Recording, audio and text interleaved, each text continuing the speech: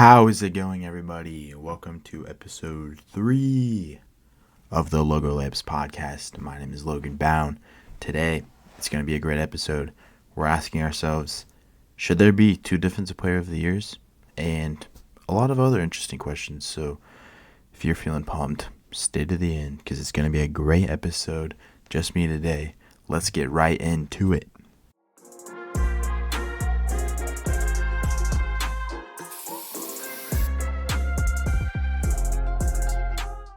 What is good? We are back. Episode 3, finally. Episode 2 was quite the process to get out, so I was a little bit late on that one. But good thing is, this one's going a lot smoother so far. So I'm pumped to be here. Happy weekend, you guys. I don't know what day it is for you guys, but for me it's Saturday. Might be Sunday, might be Monday. Yeah, we are here, and it's going to be a great episode. Got like 3 main topics. First, I want to talk about why I podcast, because a few friends, a few family members, a few coworkers had asked me, like, why do you even podcast? That's so random. And yeah, it is pretty random, but we're going to talk about it.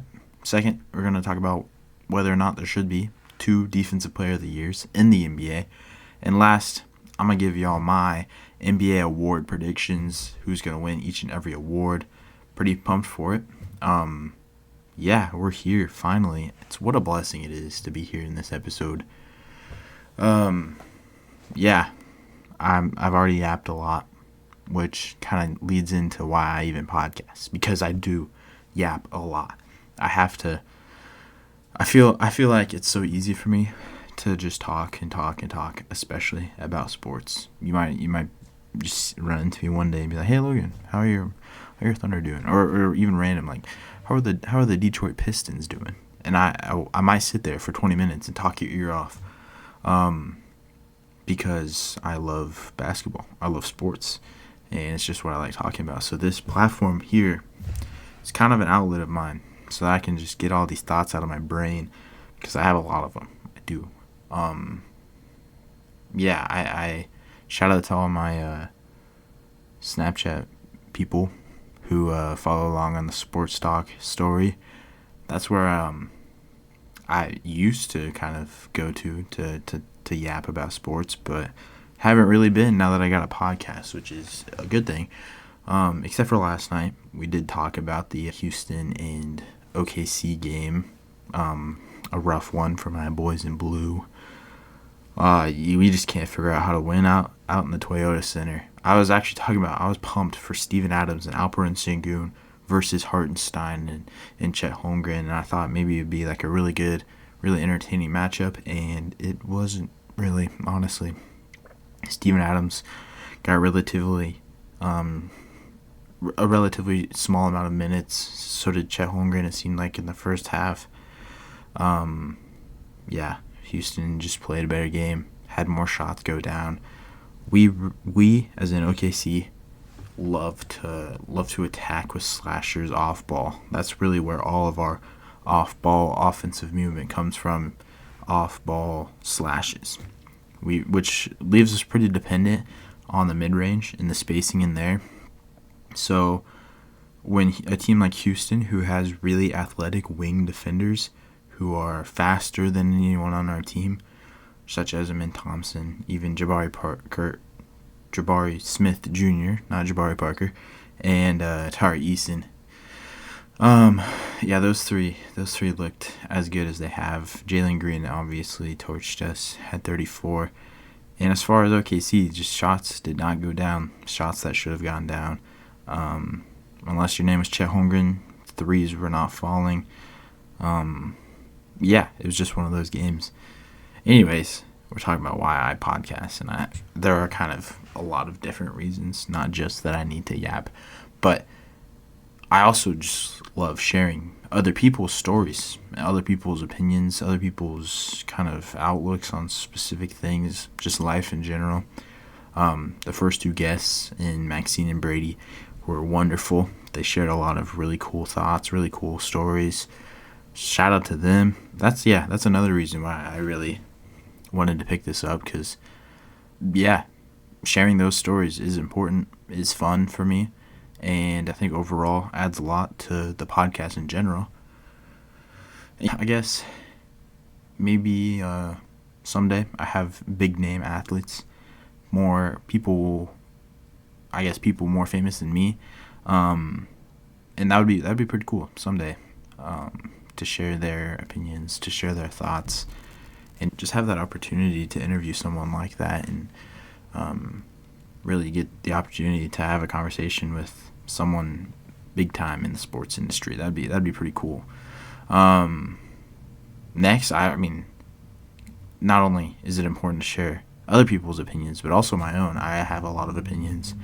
All the sports topics, all the sports debates out there, I'm trying to share my own opinions, and just provide input to these questions in the sports world. I think that's a really cool opportunity that I have here, having a podcast, even if it's only to 20, 30, 40 people. If 40 people were in this room with me right now, it'd be pretty crowded. So that's kind of how I think about it. Baby steps. That's not really necessarily important to me. Just no matter how many people, I'm sharing my opinions. I'm doing this for the fun of it, and also to bring glory to God's name, because that's something pretty important to me. Super important. Definitely the most important reason. Something I have had to keep in mind a lot is just like not let this podcast take away from everything in that, in my faith and in my journey with God. Me personally, I feel like that's kind of something I keep in mind with every sentence I say on this podcast is, how am I representing Jesus right now? And maybe someday we have a multitude of episodes where Jesus is kind of our main topic. But I feel like I'm a little more qualified and a little better at talking sports and glorifying Jesus' name at the same time. But, we'll see where it goes. But that's definitely a really important reasoning. So those kind of like just being able to talk, sharing others' opinions, sharing my own opinions, and doing that all while bringing glory to God's name. That's kind of why I podcast. And put it real short, for fun. I do it for fun, not to necessarily get famous or make money. Just for my own enjoyment and for you guys. Now, let's talk about why you guys clicked on the video, why you guys clicked on the podcast. Not because I told you to, because y'all want to hear my input as far as why there should or should not be 2 Defensive Player of the Years. Now, Jalen Williams went on the Young Men and the 3 podcast. Shout out to that podcast. He went on in January and talked with Tommy Alter and discussed whether or not there should be 2 Defensive Player of the Years. He kind of really brought this up to me. I've never heard this argument before until that podcast, and then he retouched on it in the most recent episode of the Young Men and the 3 at the time that I'm recording this with Alex Caruso, and they just talked about it. So I'm going to share kind of the points that they touched on slightly and share my own opinion, because I may or may not agree with them. But yeah, let's talk about it. First off, Tommy Alter, great guy, great interviewer, great overall podcast, and the fact that he brought these 2 on again, and Alex Caruso and Jalen Williams, was really awesome. They were great on the show, and as someone who tunes in every week, them and Trey Murphy are some of the, I guess, best podcasters in the basketball industry for me, in my opinion. Yeah, me personally, I love the idea of having 2 Defensive Player of the Years. And, you might be kind of critical at first. I was too, before I really heard the reasoning. Because at first I was like, Defensive Player of the Year, that's, one award to recognize one player for being the best defender. And defense in the NBA is a spectrum. A center who the majority of the time wins the award plays defense significantly differently than a guard who hardly ever wins the award. Since 1996, only 2 players. Well, I can even go further back. Since 1990, when Dennis Rodman won the Defensive Player of the Year. As a Detroit Piston, by the way. This was pre-Bulls Dennis Rodman. Since then, only 2 guards, have won the Defensive Player of the Year. That's Gary Payton and Marcus Smart. In what world do you have to be that good of a defender as a guard to even compete with these centers? I know what you might be thinking, like, hey, Logan, look at this year. Lou Dort, Dyson Daniels. You know, these guards are getting love on the defensive side. Let's not act like they would even be in the conversation if Victor Wembanyama was healthy. If he was healthy, Victor Wembanyama had this award locked up halfway into the season. So let's not act like just because guards are getting loved this year that now all of a sudden there's no need for 2 Defensive Player of the Year, because Victor Wembanyama would certainly run away with the award. I'm not saying he necessarily shouldn't be, but I feel like there has to be some sort of difference made between a guard's defense and a center's defense. Let's break that down a little bit. Jalen Williams said, "A block shot is much louder than any perimeter defense." Which I thought was really interesting. Because a block shot versus like a contested mid-range shot, very different, obviously. One is putting an almost 0% opportunity or chance of that shot going in the block shot. One is just making that percentage of that shot going in go down significantly. So like maybe that is why one's so much louder than another. But I mean, we just need to focus on how different defense is played from position to position. I feel like if Wemby had met the game's played requirement, you'd probably be called a clown on the internet for even mentioning Lou Dort or Dyson Daniels. I genuinely believe that. Even though Lou Dort has the hardest matchup every game, even though Dyson Daniels has historically been crazy on the steals, you'd still be called a clown for even mentioning those 2 in the Defensive Player of the Year race. I would honestly believe that. Yeah, and sometimes it's warranted and sometimes it's not. But the spectrum of defense is getting kind of ignored on one end versus another, in that a center going out there day in and day out guarding other teams as centers is getting significantly more love than a Lou Dort or a Dyson Daniels or any wing defender really going out there and being immediately attached to a team's best ball handler. I've watched every Thunder game, which, I mean, shouldn't come as a surprise. I'm a Thunder fan. I've watched probably half of the Hawks games this year and, a handful of Spurs games before Victor Wembanyama's injury. And the highlight plays are definitely what separate Victor Wembanyama from Lou Dort and Dyson Daniels in today's NBA. But what's kind of ignored from not being able to watch the games, so if you're just going out there looking at the highlights, not watching any of the games, is the defensive impact that's not marked on a score sheet, that's not marked on a statistical record, like a contested jump shot, like a box out or a closeout, or even something like an offensive foul drawn. Like, these are things that Lou Dort specifically does super well, and now I feel like are kind of ignored because, he's not blocking that shot. He's not getting blah, blah, blah defensive rebounds. He's not doing this and this. And, yeah, I feel like if you're going out there and you're guarding a team's best player every game, then even having decent defensive statistics should, grant you some sort of credit. Lou Dort's having crazy good defensive numbers, and he's guarding a team's best offensive player every game. So it's just hard to differentiate those two. So if I were to make a case, I'd say a wing/guard position and a center position, and just make those two different awards. Maybe like a best defensive wing and a best defensive center or big man, because it's just like grading scientists in the chemistry field and a scientist in the biology field based on their ability to do a math problem. Like, they do really good at different things, and we're just making science so broad. We're just like we're making defense so broad. There are so many sides of defense.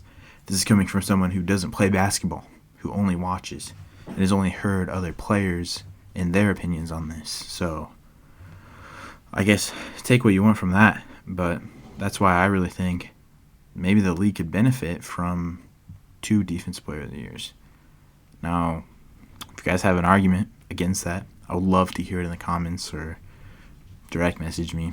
I'll try my best to reply because, yeah, I think it's just, I don't even want to say unfair. It just doesn't make necessarily a lot of sense to put guards and centers in the same category. Similar to how we've done positionless all defensive teams. Last year, Alex Caruso was the number 1 guard vote getter and was on all defensive second team. And it's like, how does that make any sense? Like, I guess I'm sure it really doesn't matter to the players themselves. I mean, it's cool. It's probably a good bonus. And no, any accolade is awesome, I'm sure. But it just doesn't make a lot of sense. Like, why are we, as a media, loving and showing off this big man defense, like block shots and contested layups and everything, when we know that guards aren't in the same position? That's not saying guards are worse defenders. That's just saying they aren't in the same position as centers. So, I don't know. I think defense is a broad enough spectrum to make 2 awards for. That's all I'm trying to say. Let me know what you guys think below, because I think it's really interesting to debate whether an award, which has been around for over 40 years or almost 40 years, it's hard to think about changing that, but maybe it's time for a change, especially with the way defense is going in this league.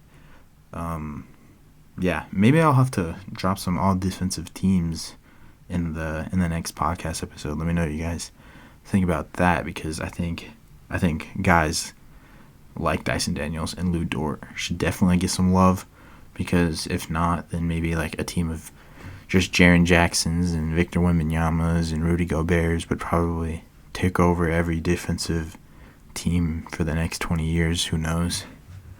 But it is good to see really solid guards who play really good defense and get love for it, because I feel like Marcus Smart was definitely the first guard in a long time to get like real love for being the best defender in the league. And that was only for, 1 year? Really, where he's getting that love? I'm not saying he didn't have a drop-off, but that's like, we just got to show love to these little guards. That's all I'm saying. Shout out Drew Holiday. Shout out Cason Wallace. Shout out these guys that go out and play hard on the perimeter. They should get some love, and I think they should get some love in the award too. There's my take on the Defensive Player of the Year.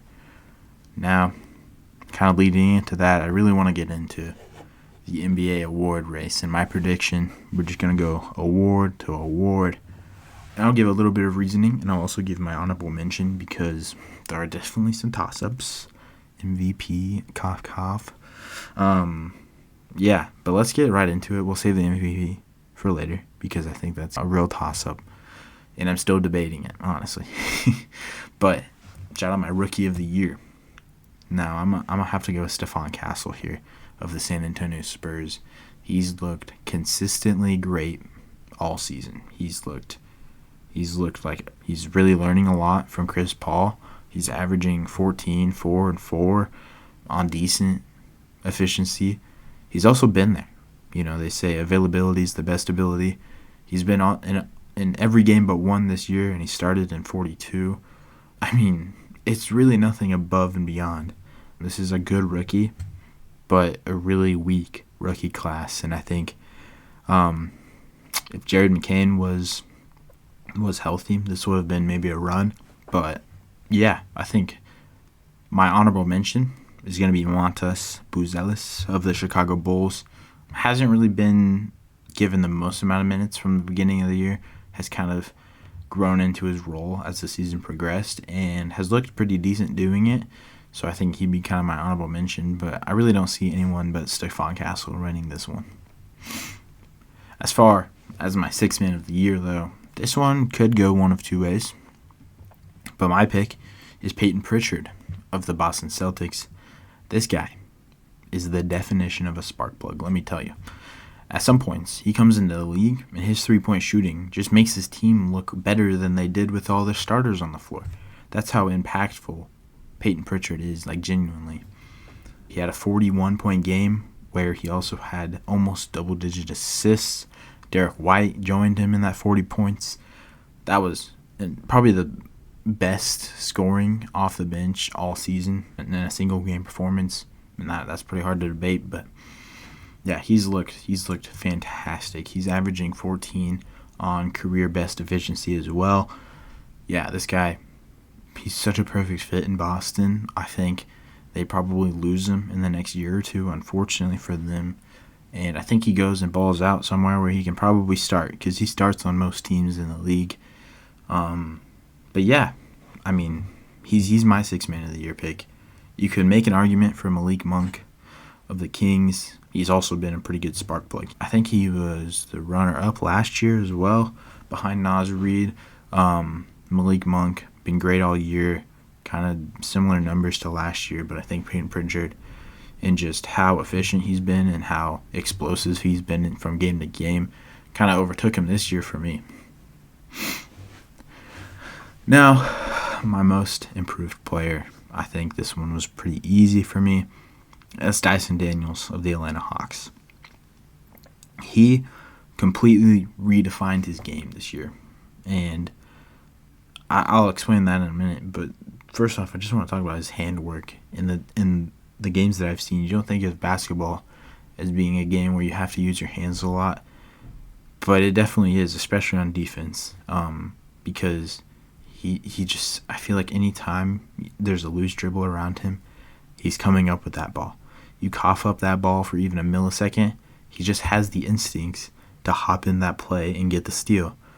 He jumped up from 11th in steals last year, still good, 1.4 steals a game, to 3.1 this year.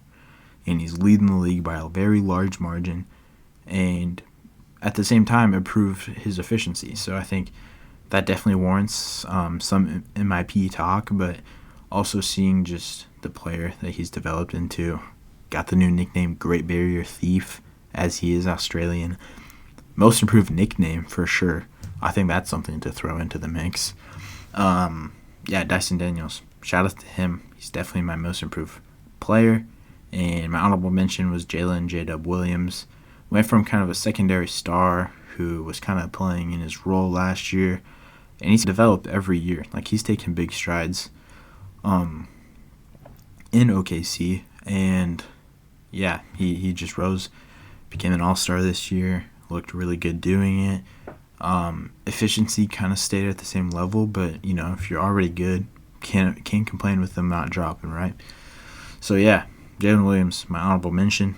Now this one's a tough one, because as I just said, Defensive Player of the Year, kind of a big talk around awards behind the MVP. I'm going with Lou Dort, and unlike any big or any positional player who's stuck to a 5-man rotation, staying in their lane, he is tasked every game with guarding the other team's hardest matchup. Every game. And while doing that, he contests shots, he flies and fights around screens, he draws offensive fouls, and he's just a pest. Watch the games, guys. He is just a pest. I've watched a lot of basketball this year, probably more than I should have. And Lou Dort just passes the eye test. He looks like the Defensive Player of the Year. If you don't think so, all I gotta say is watch the games. If you do watch the games, then, you know, you're warranted to your opinion. But yeah, my honorable mention was Dyson Daniels. Obviously, if Victor Wembanyama is healthy, then we probably don't have this conversation, but maybe next year. My Coach of the Year, again, kind of a tough one, kind of a 3-man race here. My pick was Kenny Atkinson of the Cleveland Cavaliers. The Cavs transformed this year into an absolute juggernaut. Obviously, a lot because of the injuries they dealt with last year, but he made this big lineup, which I had a lot of questions about going into this league, into this season. He made this big lineup with Evan Mobley and Jared Allen, 2 7-footers. He made it elite. Not good, elite. Like, they're one of the best starting fives when they're on the court altogether. And yeah, I love it for them. They've been fun to watch. He's made good rotations. And he's brought out the best in their bench. Players like Ty Jerome and Dean Wade, who just had that monster dunk last game, have looked phenomenal. And yeah, he's brought out the best in his team. I think he is warranted a Coach of the Year vote or two. That's my opinion. In my honorable mention, as much as I wanted to say Mark Dagnall, had to go to Ime Udoka. I don't know how you coach this Houston team with as many options as they have, but Ime Udoka has done a good job doing so. With as many options as he does have, he probably has 12 guys who could play every game if he really wanted to. Having to make a 9 or 10 man lineup with those guys, definitely not an easy task, if I had to say so myself. So yeah, what he's able to do, I think he would be my honorable mention and could even win it. I wouldn't be surprised if he did. And lastly, as I kind of wrap this up, not a super long one today, I got to talk about the MVP. Because y'all see that jersey on my wall, right? Pretty easy for me to pick Shea, right? Well, I'm going with I'm going with Shea.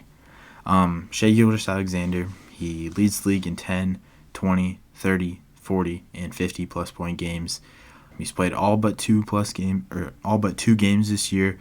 Like I said earlier, availability is the best ability. He's top 5 in offensive and defensive rating while leading the youngest. Hold on, let me say that again. Leading the youngest team in the league to an astonishing 64 wins. With 5 games left, this guy is completely redefined what it means to be the MVP. Shout out Nikola Jokic because he's looked really good this year. Obviously, that's like, why am I even saying that? But yeah, I'd have to go with Shea just because of the numbers he's putting up on a consistent basis. And also, I'm sure leading this team is not the easiest job in the world.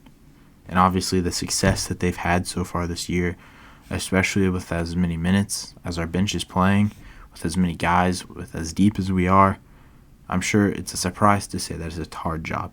But he's leading the youngest team in the league, whose oldest player is 29, whose average age is like 23, 24, to the best, to an all-time, like, historically good season. Like, I don't even know how to put it into words. This guy's my MVP. He's looked great all season. Hasn't had, like, a down week. Like, I know that's what you expect from an MVP, but he hasn't. And that just goes to say how good Shea really is. Yeah, he's really good, I think. Deserves some more respect on his name. Nikola Jokic has done historic things. He's looked great night in and night out. 60-point triple-double, 30-20-20 game. But if you're not leading your team, I don't even want to focus on the whole team, but if you're not leading the whole team to at least 10 less wins than the Thunder, then it's just so hard to argue, because if you're the best team on the best, if you're the best player on the best team, it's pretty hard to argue for anybody else as far as reasoning. So that's why I had to go with Shea. Yeah, I'm not trying to hate. I'm not trying to say Nikola Jokic isn't deserving, because Nikola Jokic could win, and I wouldn't even be surprised. But Shea's my guy. Shea's who I'm going with. Like I said with Lou, passes the eye test. I've watched plenty of Denver games. I get Jokic passes the eye test too. From highlight to highlight, it's cool. But you got to look at both sides of the basketball. And Shea's defense has been stellar this year. He's playing around good defenders, and he brings out the best in them. So that's why Shea's my MVP. Those are my award picks. Let me know what you guys agree with, what you guys disagree with. Hopefully you guys don't agree with everything, because that's basketball, and nobody agrees on everything, just like life. All right. Thank you guys so much for tuning in. It wasn't the longest episode in the world, but I really appreciate y'all tuning in. Stay tuned. Next week, hopefully every Monday, we can get these episodes out just to kind of work around the schedule. Y'all have a great week. thank you so much for tuning in to the end. And if you did, might as well subscribe. Follow if you're listening on Spotify. Drop a like. Share with your friends. Share with your family group chat. Whatever y'all need to do. Thank you so much for tuning in, and we'll see y'all later.